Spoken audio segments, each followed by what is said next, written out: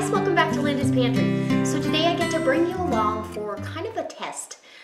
We're going to test out a theory, and I researched this a little bit online, but I saw it first over at Tom's Test Kitchen, and I'm following his lead on how to do this, and I know by his reaction that this is going to be delicious, but it's a quick way to dry age beef.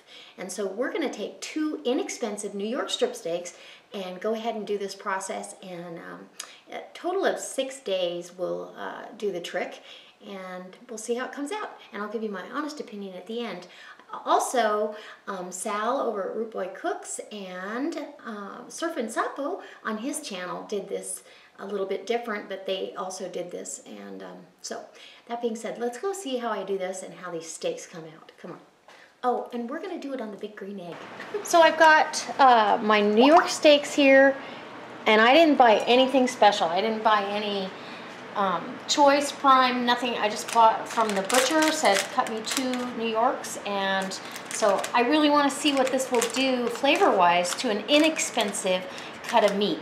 And we had one of these the other night, and it wasn't bad at all, but I thought, you know, I think I want to try it on that and see if it improves on the flavor. These were actually pretty good barbecued, but you've got to be careful because you'll overcook them really quickly. I really believe that on a New York strip steak. So, and I've got fish sauce here. I think you can use any brand, but I certainly would do like Tom did and check the MSG. And in here, the ingredients are only anchovy extract, water, salt, sugar, and it says it contains fish. And the sodium is really high. So, again, I'm going to follow Tom's recipe. Sal did this as well.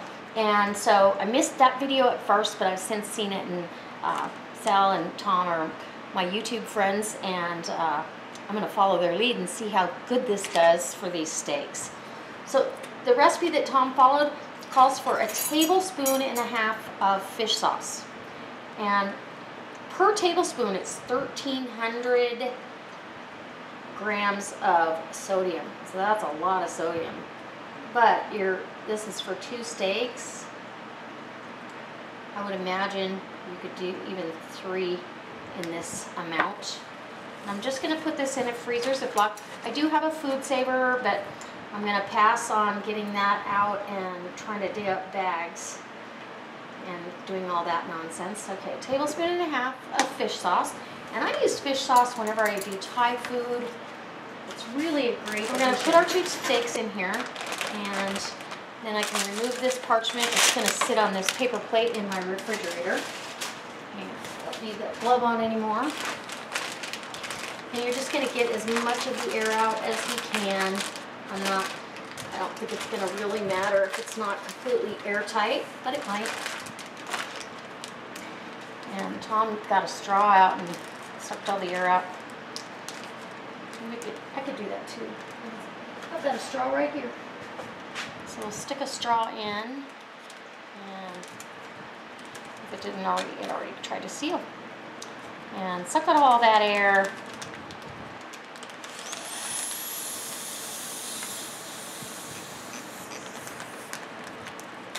Okay, so we got all the air out, and you're just going to kind of move that fish sauce around in there until you really feel like you've coated it. And then I'm going to set this in the refrigerator. This goes in the refrigerator for a total of 6 days, but after 3 days, I'm going to take it out and wrap it in cheesecloth. And then it'll go back in the refrigerator on a rack, so it's got some kind of airflow on a rack for 3 more days. So this is a quick, dry-aged cure method. All right, so this is day 3 of this little experiment, and I've watched all the videos that I could find on this, and every one of them did it a little bit different. But what I'm going to do is I have some cheesecloth here, and I'm actually going to wrap these steaks up. I want to size them up. Actually, I'm going to have to go lengthwise and fold it over. And I've got 2 pieces, should be about the same, but they're not.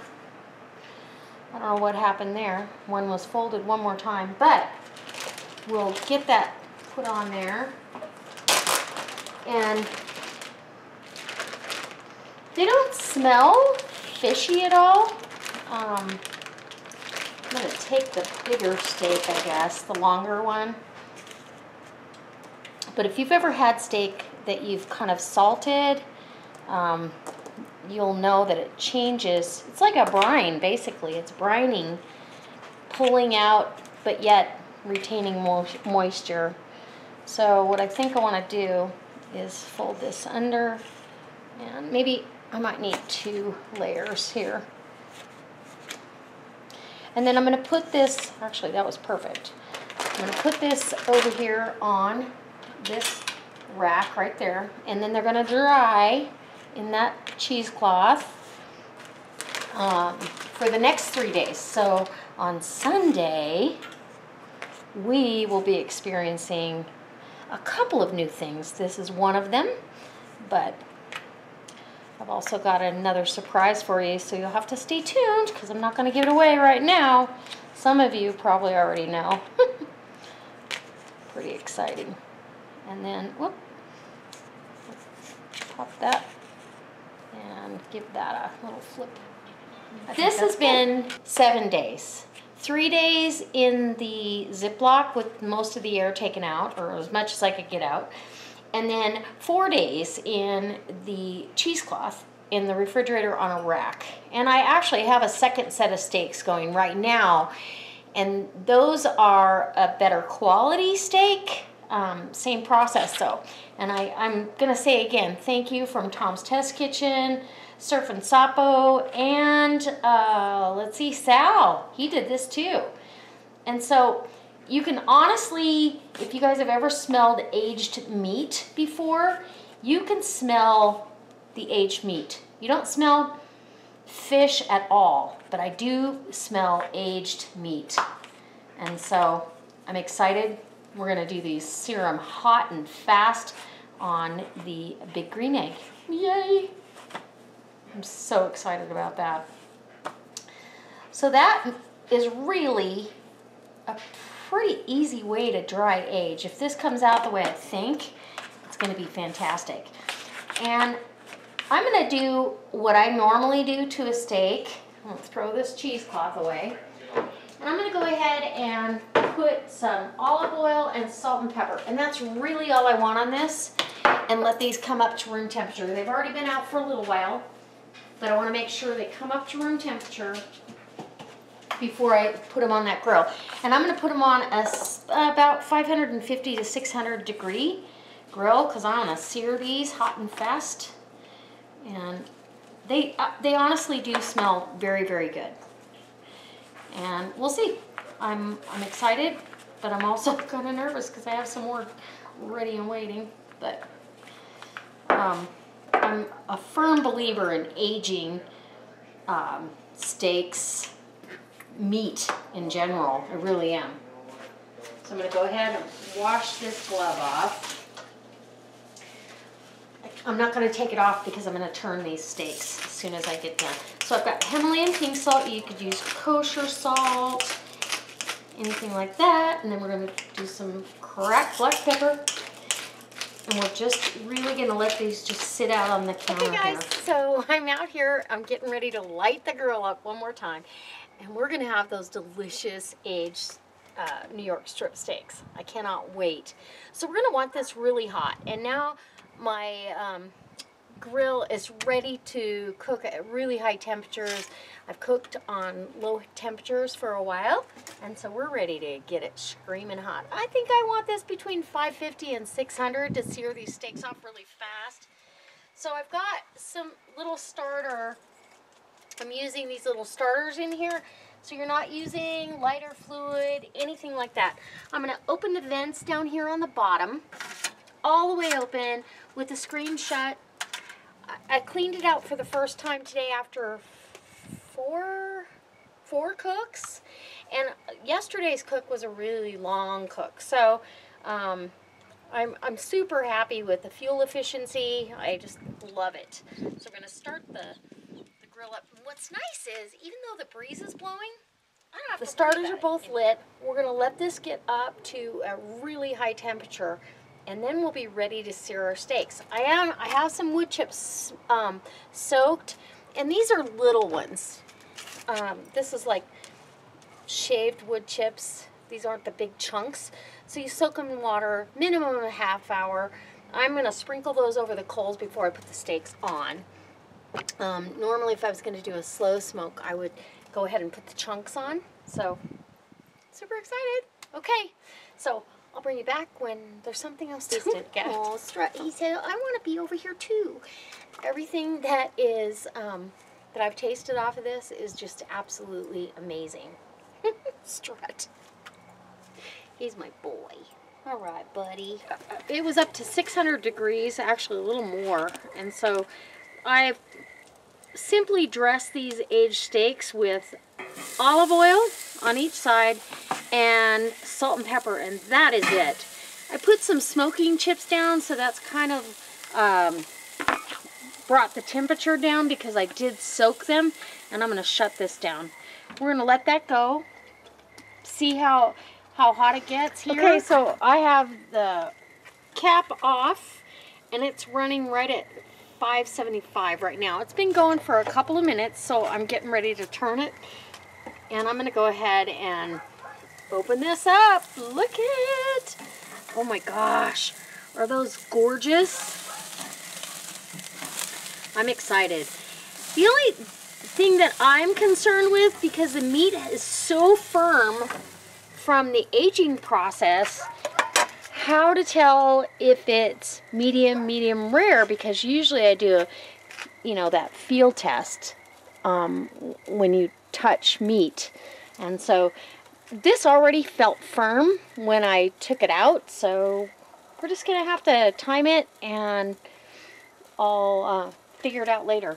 So I'm at 550 right now and climbing.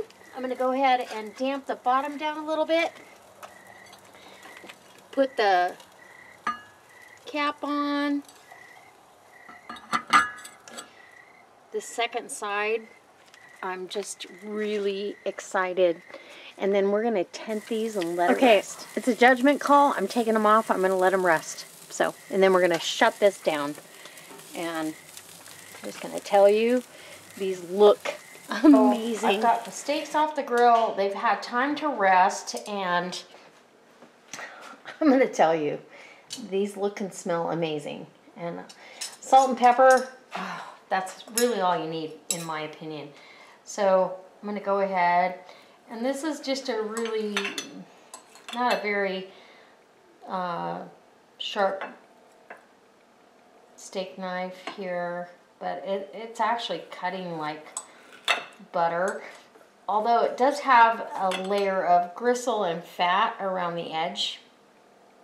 And this is, to my opinion, this is medium right here.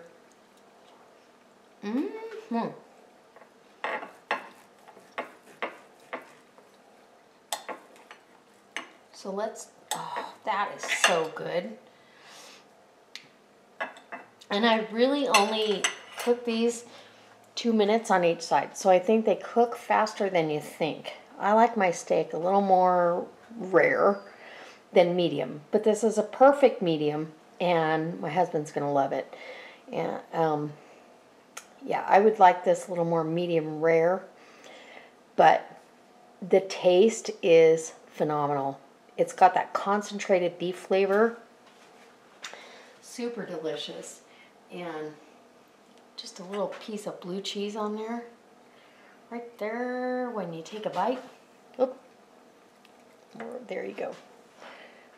Blue cheese or horseradish, whatever you like.